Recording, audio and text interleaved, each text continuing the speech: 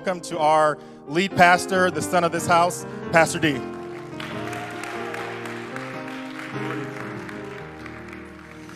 Good morning to everyone here in the room, everyone online. It's a great moment to be together and to worship God.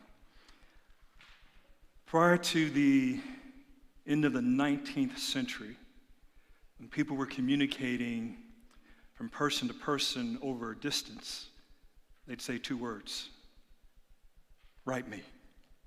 If you were going off to war, your parents, your fiance, your wife would say, write me. Or you were parting from friends and you knew you wouldn't see each other for some time, you say, write me. Because letter was the form of communication. And it took a while.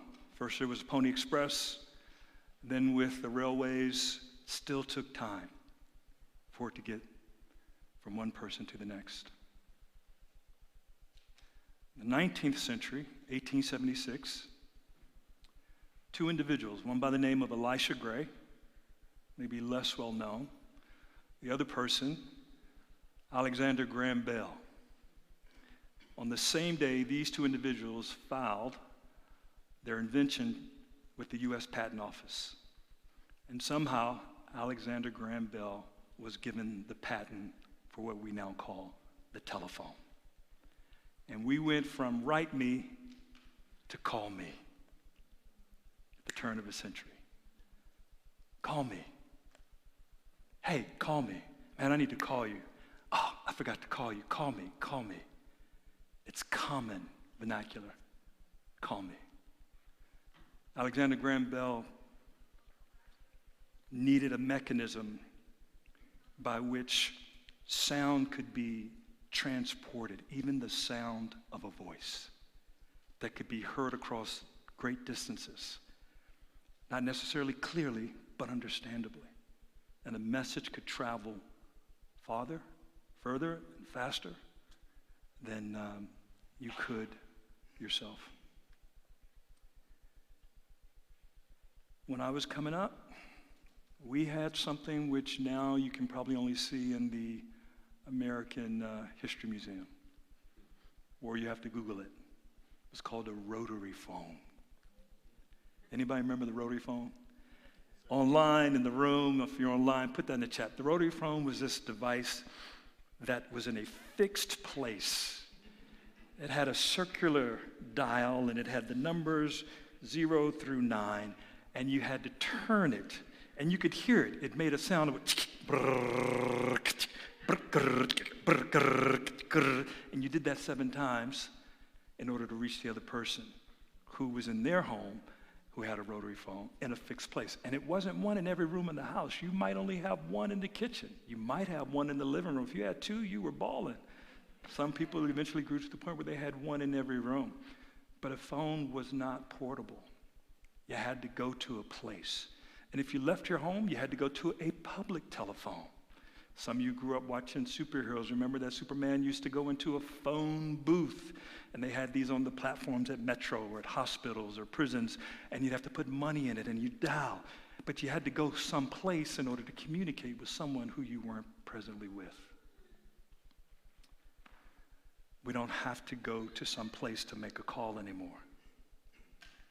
Now, because of the mobile device, we place calls anytime, anywhere, always. In fact, if you left home without your mobile device, you would stop, turn around, go back and get it because you consider it so essential, because you anticipate that you're going to receive and make calls all day long. There's never a moment where you will be without communication. But I want to submit to you, encourage you, exhort you, challenge you, that the beginning of Call Me started long, long ago. Long before we had person-to-person calling by use of a mobile device, God was calling person to person from the very beginning. In Genesis, there's a passage in Genesis chapter 4, verse 26. It speaks about a man named Seth, who's the son of the first two human beings, Adam and Eve. And their son Seth had another son, Enosh. And it says, at that time, people began to call on the Lord. Long before a mobile device, long before telegraph, from eternity, God's been calling.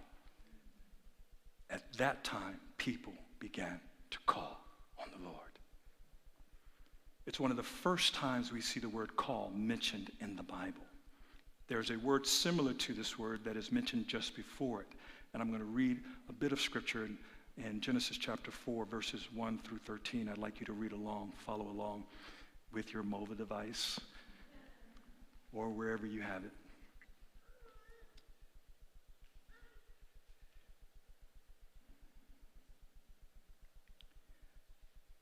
Adam made love to his wife, and she became pregnant and gave birth to Cain.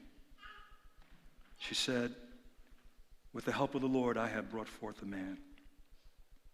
Later, she gave birth to his brother Abel. Now, Abel kept flocks, and Cain worked the soil. In the course of time, Cain brought some of the fruits of the soil as an offering to the Lord. And Abel also brought an offering, fat portions from some of the firstborn of his flock.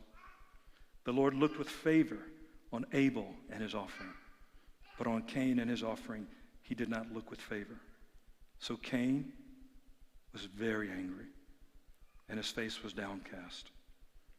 Then the Lord said to Cain, why are you angry? Why is your face downcast? If you do what is right, will you not be accepted? But if you do not do what is right, sin is crouching at your door. It desires to have you, but you must rule over it. Now Cain said to his brother Abel, let's go out to the field. While they were in the field, Cain attacked his brother Abel and killed him. Then the Lord said to Cain, where's your brother Abel? I don't know, he replied. Am I my brother's keeper? The Lord said, what have you done? Listen, your brother's blood cries out to me from the ground. Now you are under a curse and driven from the ground, which opened its mouth to receive your brother's blood from your hand. When you work the ground, it will no longer yield its crops for you. You will be a restless wanderer on the earth. Cain said to the Lord, my punishment is more than I can bear. Today you are driving me from the land, and I will be hidden from your presence, and I will be a restless wanderer on the earth, and whoever finds me will kill me. Father, help us, I pray. Amen. In verse 10, you see the word crying. It is very similar to the word call in verse 26. At that time, people began to call on the name of the Lord. But the very first mention is when God says to Cain, the voice of your brother's blood, in one translation, is crying out to me from the earth. Cain, in anger, in rage, fatally wounded his brother. Blood poured from his brother's body into the earth. And God says, the voice of your brother's blood is crying out to me from the earth. To call on the Lord, to cry, similar words. It's the sense, the idea of to call upon, to summon, to inquire of, to ask for help, to speak with. There is this sense of calling on, and it doesn't necessarily have to be a 911 moment, but there is a sense of calling. And I think in our context today, as those who are in constant communication, out of desire, out of need to interact with one another, person to person calling, I hear Jesus in our context saying to us, call me. I hear Jesus saying, call me. Hey, call me. You see, with the mobile device, unlike the rotary, with the rotary, if you called someone and they happened to be on a call at the time you called, their line was busy. And you knew it because you hear the sound. Bump, bump, bump, bump, bump. So you knew it was busy. But we have call waiting, so there's no longer a busy signal. They hear it and they can click over and respond to you, or they can continue their call and they can send you to voicemail. And you no longer have to memorize phone numbers because names appear on the screen. When someone calls you, you see their name, Chris, Larry, Joan. But if you see a number, you kind of go, I don't recognize that number. And if you don't recognize that number, some of us don't pick it up. We don't want to hear about our auto insurance about to expire again. We're done. And when I answer those calls and they said, hello, I said, hello, may I speak to Donnell? June? Like, he is not here. I'm not sure who you're looking for, but I am not Donnell, whatever you said. If you can't even say my name, I don't think I'm going to be responsible to answer. We let calls go to voice call and voicemail. And have you ever let a call go to voicemail? I have. And longer than what is reasonably expected to return a call has passed. So busy. I got to get back to you. I'm sorry, Aida. Got to return that email. Got to return that phone call. My bad, horse. Anybody ever missed a call, got voicemail, listened to it, and then forgot to call back? There are hands in the room. Online, anybody? Put in the chat. The idea of calling person to person didn't originate with man. It started with God. The first man and the first woman, Adam and Eve, enjoyed the fullness of what God intended for us. Life free from death. Life free from fear. Life free from anxiety. Life free from worry. Life where you're righteous, not just because of what you do, but because you were made that way. We were made in his own image, in his own likeness. God himself is righteous, and therefore he made us righteous. He's holy, he made us holy. He's kind, he made us kind. He's loving, he made us loving. Can you hear the unity between creation and the Creator? To walk together with a God who made you like him. Talk about, there was just this instant connection. We felt it. Until one day, that word that has been the undoing of all humanity, sin. One word, sin. And there's no other people on the planet who knew what life was like without sin. I can't imagine the grief that Adam and Eve experienced after sin and remembering what they had and the inability to return to it. And from that day until now, God the Father has been calling, has been calling, has been calling.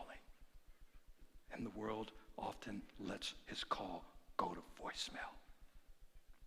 And he's calling to save us from sin, which corrupts and ruins us in ourselves and in our relationships, and to save us from death, because sin ultimately always goes to death. So the first two brothers, worshiping God, both of them, how do I know? They both gave an offering. Don't think less of Cain because of all of what we have read. Like, hear God's heart for Cain. Hear God's heart for Abel. Do you think he was broken over Abel but not broken over Cain? He was broken over both. Do you not think their parents were not broken over both their sons? They didn't just lose Abel, they lost Cain too. When Cain sinned and didn't respond to God's voicemail, he said, my punishment is too great. You're driving me from your presence. What's that? Estrangement from God and estrangement from his parents and his family. Do you know how heart sick you are when you experience estrangement from family? driving me from the soil, the place where I experienced joy. He loved his work. He loved his job. And now it would never produce what it used to. Imagine going to work and doing what you do, except there's no productivity, zero ever again. And then thinking everybody hates me, somebody's going to kill me, and God has to put a mark on my head so nobody kills me. And the stories he has to tell his children. Dad, tell me about your parents and how you grew up. Does he tell his kids that he murdered his brother? Or do the grandparents tell him? This is real, the dysfunction caused by sin. Unfortunately, it's not a thing of the past, it's a thing of the present. Sin is still doing what sin is doing, but I got good news. God is still doing what God is doing. And let's look at what God was doing and what sin was attempting to do in the moment with Cain and Abel so that we can see what God is doing today. Because I'm convinced of one thing. He's saying to every one of us online in this room, hey, call me. Call me. And I look forward to us calling God without him saying, call me. Will you initiate the call? Because of the last conversation you had with him. There's a moment where Cain is very angry because God does not look on him or his offering with favor. It's really between Cain and Abel. But because God looks on Abel and Abel's offering with favor, he now makes it about Abel. But it was never about Abel. It was always about Cain. The distinction between these two brothers in this moment is that Abel gave his very best to God. Cain gave something less to God. And it's not just what they gave, it's that what they gave reflected their heart toward God. Abel was saying, you are the best in my life. There's nothing better, so I'm giving you my best. Cain said, something else is best in my life, but I'll give you something less. And what became best in his life was his work, was his life, was everything he got from God, but somehow he let the thing he got from God become better than God himself. And that is idolatry. And so he didn't experience God's favor. But even though he didn't experience God's favor, God comes to him while he's very angry. Anybody in this room ever been very angry? I'll help you. How many were angry like 10 years ago? Really very angry. How about 5 years ago? I'm keeping both my hands up. A year ago. Online, come on, participate. 6 months. Last week. Yesterday. This morning. Woo! If we're honest, Friday morning I was on the call with my men's small group. If you're not in a small group, get one. You need it. I'm so privileged to walk with these men and have for years, some decades, where literally once a week or now every other Friday morning at 7:30, it's a virtual call, and we are men, and we ask each other these questions about how we are relating with God and one another, our spouse, our kids, etc. And the questions are no joke. In fact, the last question is, have you lied about any of those 6 questions? And then everybody goes, like, well, can we go back to number 5 now that you said what you said? It is a little nuanced. And this past Friday, one of the brothers on the call was talking about a moment that happened, and he was just transparent and vulnerable because it's a safe space on that call. That's why we do small groups and life changers. It's to make disciples and to grow as disciples, and become one, grow some, and then go make more. And so as we were talking about things, we walked through one of the men on the call and said, you got to get in your small group. I ain't going to tell you what we talked about. Get your own small group. But all the men know, and some of them are in this room. And he just talked about how angry he was and how hard it was, and should I engage and convey? And I was thinking about, let me tell you what happened to me. I mean, one morning I woke up and I was angry. I wasn't angry when I woke up, but the Lord said, go for a walk. And as I walked through my house, I saw something that made me so mad. And the Lord said, that's why I told you to go for a walk with me, because I knew you were going to see that and you're going to be mad. So let's go for a walk. Go outside. Don't wake nobody up. Just walk with me. Why? Because I needed to process my thoughts and my emotions with God before I processed it with anybody that I thought I was angry with. Teaching lesson. When you're angry, when you're stressed, when you're envious, when you're jealous, when you are whatever, anxious, worried, will you answer the call? Don't let it go to voicemail, because before you go to somebody, kill somebody, murder somebody, say, I ain't murdered nobody, in your heart, not with your hands, but in your heart. God calls murder once it happens in the heart, long before it happens in the hands. He's interested in the heart attitude, not just the activity of the hands. We always like, I didn't do nothing. Not yet. With your hands, not yet, but with your heart all day, you're seething. You're wishing that God would take vengeance on them for how they wronged you. Am I right about it? Don't lie in church now.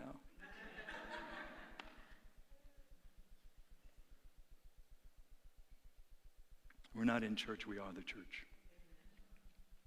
Even when we're not in this building.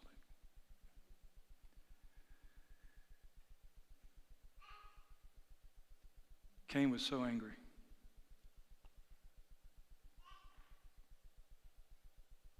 But he didn't process it with God. He didn't process it with himself very well. He ended up talking to his brother. But before he talked to his brother, I want you to see what happened, because this is what happens for you and me every day, every week, every month, every year. But you got to become conscious of it and sensitive to it. You got to train and be trained to recognize what's happening in your soul. Cain was so angry, he was very angry, and while he was angry, God came to him and said, Cain, called him by his name. Cain, why are you angry? God is not asking a question for information. He's asking a question for transformation. Why are you angry? Why is your face all a mess, downcast? Why are your face cracked? You know how it is when you're angry. But on Sunday you come, how you doing? I'm good. So we put on the face, but beneath that face we toe up, from the floor up, as they say. I'm good, brother. How you doing? How you really doing? Man, it's all right. You got to ask the question twice. First one to unmask, second one to get to the truth. Let's ask each other how we're doing twice until we learn to say how we're really doing the first time. Cain, why are you angry? Why is your face cracked? And then he gives him counsel. Listen, I can fix this. If you do what is right, won't you be accepted? That's it. Now, there are some consequences. If you don't do what is right, sin is actually crouching right outside your door, and its desire is for you, but you must rule over it. We're supposed to rule over things that we let rule over us. And when we let things rule over us that we should rule over, what follows from it can be disastrous. Why are you angry? Now, here's the thing, guys. Cain does not answer the call. Cain, why are you angry? It's as if if he had a mobile device and he turned it over to say, Jehovah. And he just said, Yahweh. He just sent it to voicemail. In his anger, he chose to hit the send to voicemail. And maybe he listened to the message later. I'm being imaginative in this moment because there are no phones at that point. He had direct communication with God. But it's as if he heard, Cain, call me, son. And he didn't call back. God is calling us when we're in the height or low or wherever we are. He wants us to call him. Listen, when you are caught up in whatever you're caught up in, your emotion, the tendency is for us to either suppress silently and we implode, or express violently and we explode. Either extreme is bad, or we swing like a pendulum between them. But what God says is to confess, unload, confess openly, so that He can process your thoughts, process your emotions, so that by the time you have to relate with somebody else, you're in a different place than you would be before you have to call them. Why? Because when you are burning with rage and anger, there's nobody on the planet who can bear what you yourself find unbearable. So you got to go to your Father and say, I can't bear it. I'm so angry. I woke up that one morning and I saw something, and the men on my call know that story. Get your own small group. And I went for a walk. I said, oh, God. And God said to me, Donnell. So He's calling, but I didn't let it go to voicemail because He's the one who said, walk with me. You can talk with Him. You can call Him while you're walking. You can call Him while you're on Metro. You can call Him while you are sitting down. You can call Him when you're in a staff meeting or business. He is actually continuously and constantly talking to you beyond your quiet time, whether it's in the morning, afternoon, or evening. He's never not talking. You always have your mobile device and you always have access to communication, but somehow we think God is like a rotary phone. That place, Sunday morning. That place, prayer. That place. And we have a few places that we have picked out, and we treat God like He's a rotary phone instead of saying, I'm even bigger than your mobile device. Your technology hasn't caught up with me yet because I resonate and ring on the inside of you. You with me? I was going for a walk in my neighborhood, and I'm not mad now, but I was a month or two ago. Hot. Mad. Not like I'm mad, like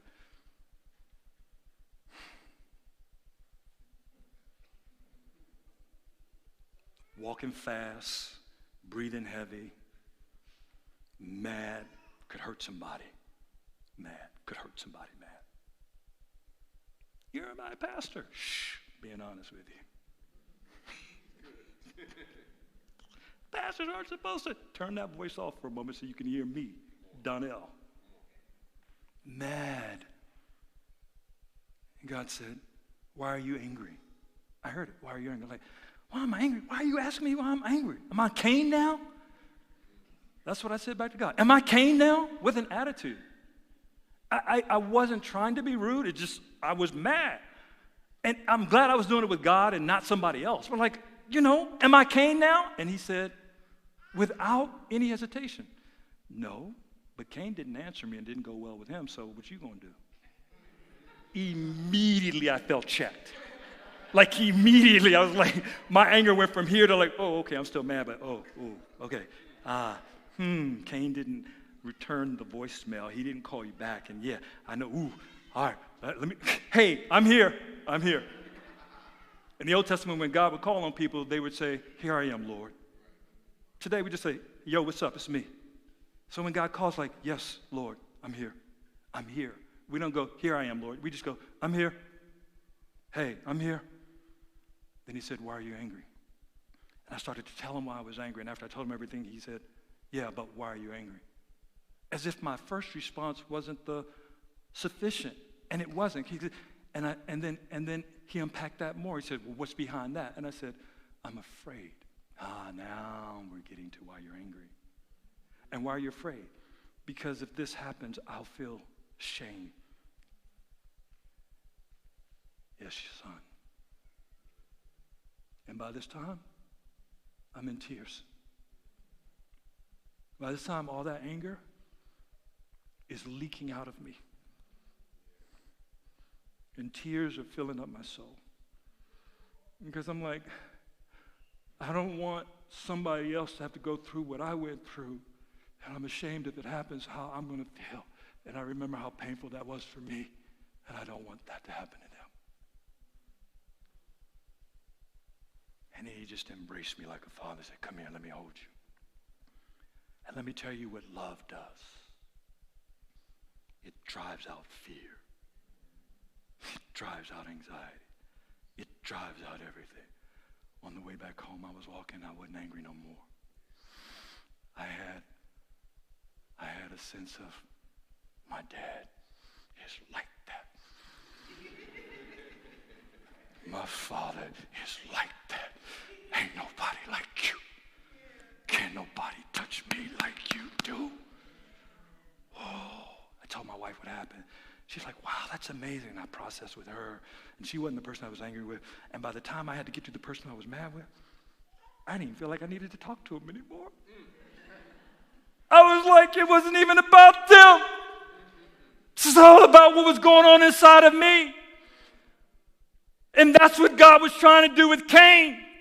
But if you don't return the call, what follows is sin mastering you. What follows is death, or some death-like situation that you don't have to be in.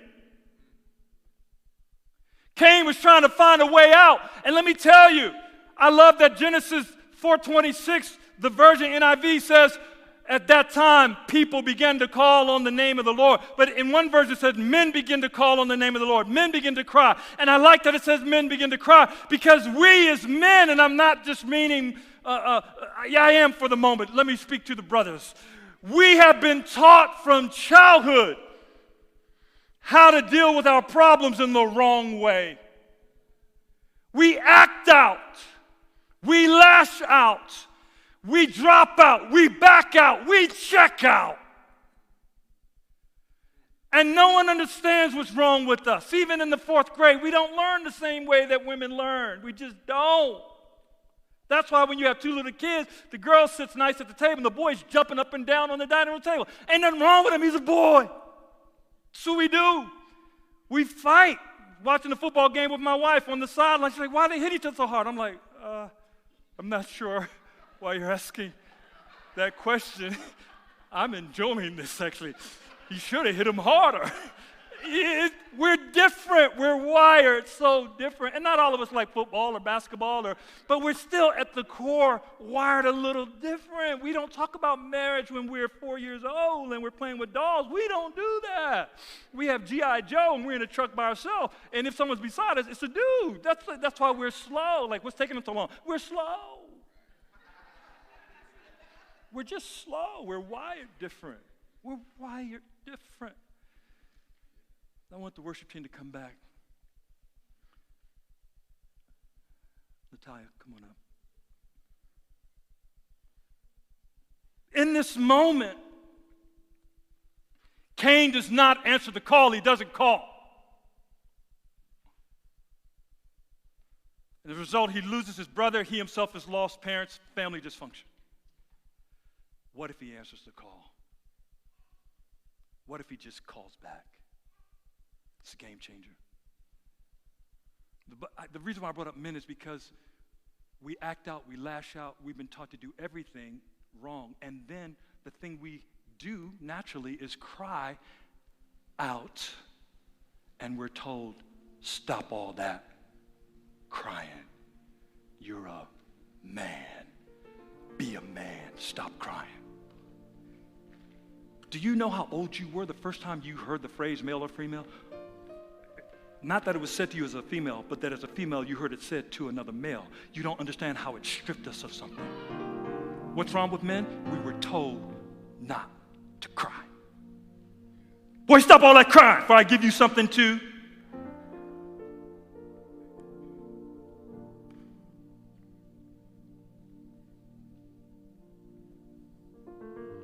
What man?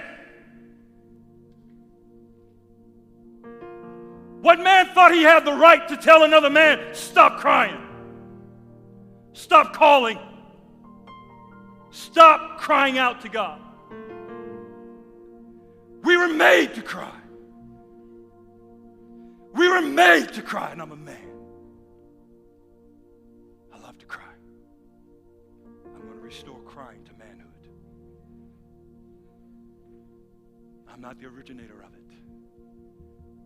One of the shortest verses in the Bible is, Jesus wept.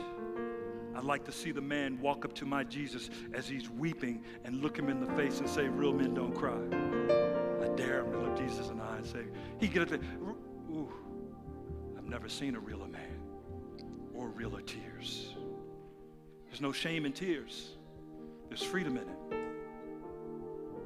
David, who was a mighty warrior, his wife, his children, his 600 men, their wives, their children, they were away about to fight a battle against Israel. God spared them. They came back 3 days, tired, got home to a place called Ziklag, and everything, their wives, their children, old and young, all their possessions were stolen. You come home and your house been robbed?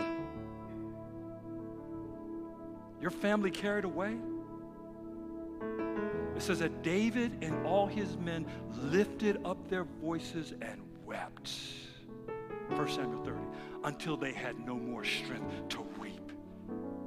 And then after they wept, David said, oh my God, I don't even know, this is a hit and run. Shall we run after?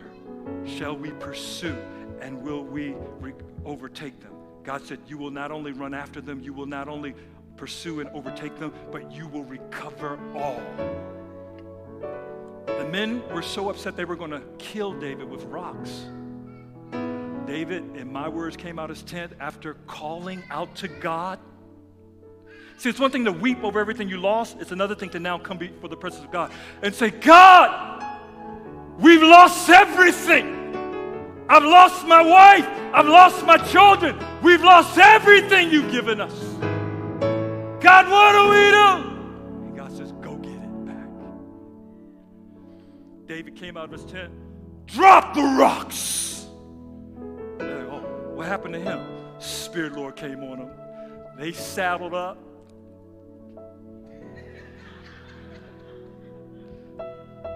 They caught up with the Amalekites, put a whooping on the boys. Whew. Mel Gibson, Braveheart, eat your heart out. Give me back what's mine. Give me back what's mine. Give me back what's mine. And then they came riding back. Can you see them riding back with all the spoils, recovering everything they lost? But David is a picture of a greater man.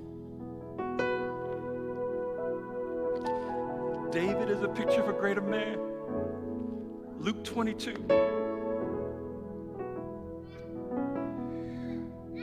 One night,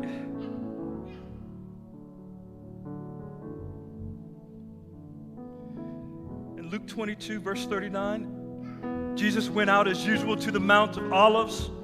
His disciples followed him. On reaching the place, he said to them, pray that you will not fall into temptation. He withdrew about a stone's throw beyond them, knelt down and prayed. Father, he's crying, if you're willing, take this cup from me. Yet not my will, but yours be done. An angel from heaven appeared to him and strengthened him. Verse 44, don't miss it. And being in anguish. Woo! And being in anguish. He didn't act out. He didn't lash out. He didn't check out. I'm done with this. I'm performing miracles and they're trying to kill me. He didn't check out. And being in anguish. You want to know where he was that night? He said, my soul is crushed to the point of death. I can't bear this alone. So he made a call. Daddy, help me. I cannot bear this without you. And an angel strengthened him. And being in anguish, he prayed more earnestly. And the strength of the Lord came on him. And he got up. He's healing people in the garden, putting the guy's ear back on. No need for stitches. He's carrying a cross. People are weeping. He said, don't weep for me. This is for you. And he was doing that day on the cross what the Father was trying to do for Cain that day. Save us from sin and death. And Jesus was not in anguish for himself. He was in anguish for us. And he took it on the cross. Unbearable pain, unbearable shame, and said, give me the strength to bear what I cannot bear. And he cried out to his Father saying, Daddy, forgive them. Forgive them. They don't know what they're doing. Forgive them.